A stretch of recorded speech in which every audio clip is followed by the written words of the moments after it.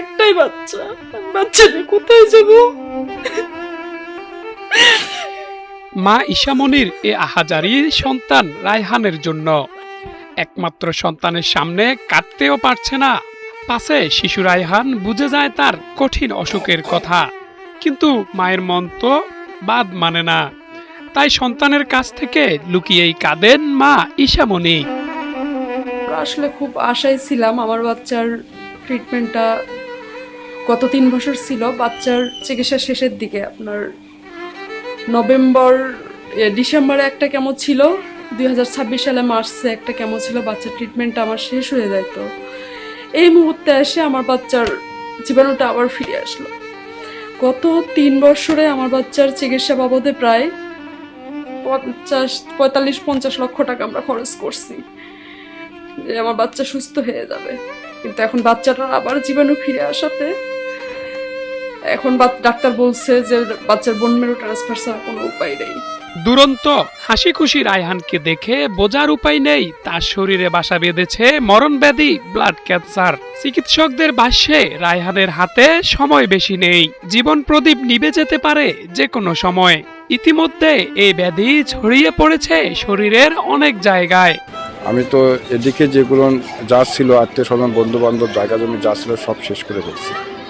এখন আমি আবার নতুন করে কিভাবে কি করব আমি নিজে বুঝে উঠতে পারতেছি না। হাত জোর করে অনুরোধ করে বলছি, আমার বাচ্চার জন্য আপনারা 10 টাকা 20 টাকা যা পান আপনারা এর জন্য। আমরা তো সব শেষ করে দিচ্ছি, বন্ধু বান্ধব আত্মীয় স্বজনের সব যা কিছু করার সবই শেষ করছি। পরীক্ষা নিরীক্ষার পর ডাক্তাররা জানিয়েছেন শিশু রায়হানের জীবন বাঁচাতে জরুরি ভিত্তিতে বোন মেরু ট্রান্সপ্লান্টেশন করতে হবে। বিদেশে উন্নত এ চিকিৎসার খরচ প্রায় 1.5 কোটিরও বেশি টাকা। সাধারণ পরিবারের সন্তান রায়হানের বাবা মায়ের পক্ষে এ ব্যয় বহন করা অসম্ভব হয়ে দাঁড়িয়েছে। 5 বছর বয়সী রায়হানের সামনে পড়ে আছে গোটা জীবন। বাবা মায়ের সামনে সে খেলাধুলা করে হাসে। পিতামাতা অসহায় চোখে তাকিয়ে দেখেন সন্তানকে। বিশ্বাস হচ্ছিল না যে আমার বাচ্চার ব্লাড ক্যান্সার। নিজের মনকে আসলে বুঝাতে পারতেছিলাম না, সান্ত্বনা দিতে পারছিলাম না। যে মনে হচ্ছিল বাংলাদেশের রিপোর্ট ভুল। তখন আমরা পাগলের মতো ছুটাছুটি করি বিভিন্ন জায়গায়। তখন বাচ্চার শিওর হওয়ার জন্য সবাই বলতেছে ইন্ডিয়া ইন্ডিয়া, বাংলাদেশের রিপোর্ট অনেক সময় ভুল হয়।